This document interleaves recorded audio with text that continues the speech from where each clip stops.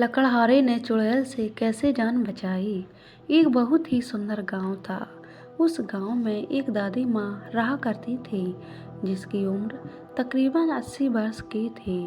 गांव के सारे बच्चे रोज उसे कहानी सुनने की जिद किया करते थे और वह सभी बच्चों को साथ में बैठाकर तरह तरह की कहानियाँ सुनाया करती थी।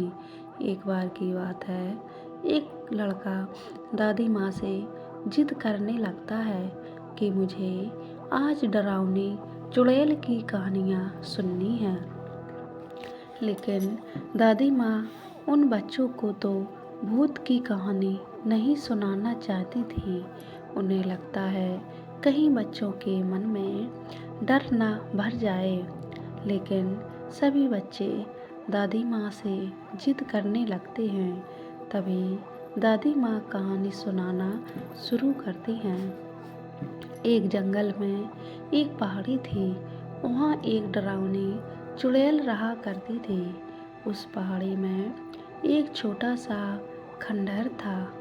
उसी खंडहर के अंदर चुड़ैल का खजाना था और वहीं पे छिपा था, जिसमें बहुत से रत्न, हीरे, मोती, जवाहरात और महिलाओं के बहुत से आभूषण भी थे। वह चुड़ैल खजाने की रक्षा करने के लिए उस जंगल में भय का माहौल बनाए रहती थी ताकि कोई उस खंडहर के करीब ना आ सके।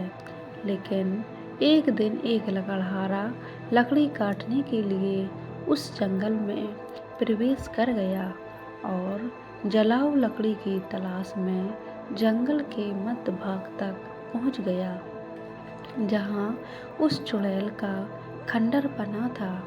खंडहर के आसपास बहुत सी सूखी लकड़ियां पड़ी हुई थी।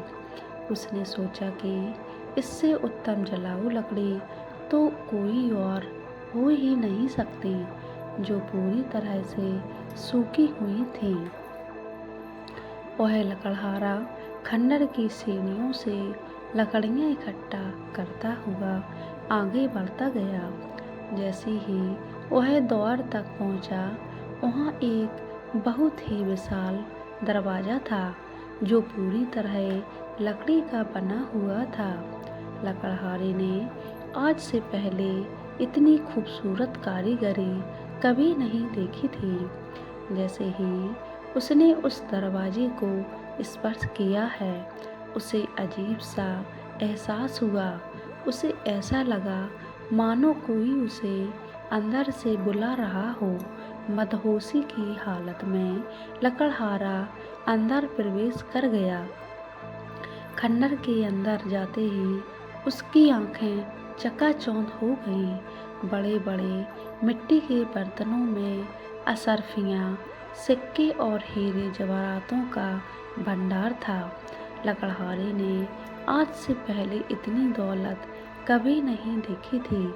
स्वाभाविक है, कोई भी इंसान इतना बड़ा खजाना देखकर चकाचौंध ही होगा। तभी खंडहर के अंदर एक आहट के साथ दरवाज़ा बंद हो जाता है और जोर से हवाएं चलने लगती हैं। लकड़हारा खंडहर में एक खंभे को पकड़कर अपनी जान बचाता है। तभी वह डरावनी चुड़ैल अपना भयानक रूप प्रकट करती है। यह देखते ही लकड़हारा बेहोश हो जाता है और इसी हालत में लकड़हारे की एक रात गुजर जाती है। और जब लकड़हारे को होश आता है तो वहाँ चारों तरफ केवल पेड़ ही पेड़ दिखाई देते हैं। लकड़हारे को कुछ समझ नहीं आता है कि वह यहाँ कैसे पहुँचा। लकड़हारा अपने कुर्ते की जेब में हाथ डालता है तो उसे एक सोने का सिक्का मिलता है। वह यह देखकर बहुत प्रसन्न हो जाता है। वह सोचता है उसकी जान बच गई और उसे इतना बड़ा सिक्का भी मिल गया, जिससे उसका खर्चा तो चल ही जाएगा। वह उत्साहित होकर अपने गांव वापस बिना लकड़ियों के ही आ जाता है।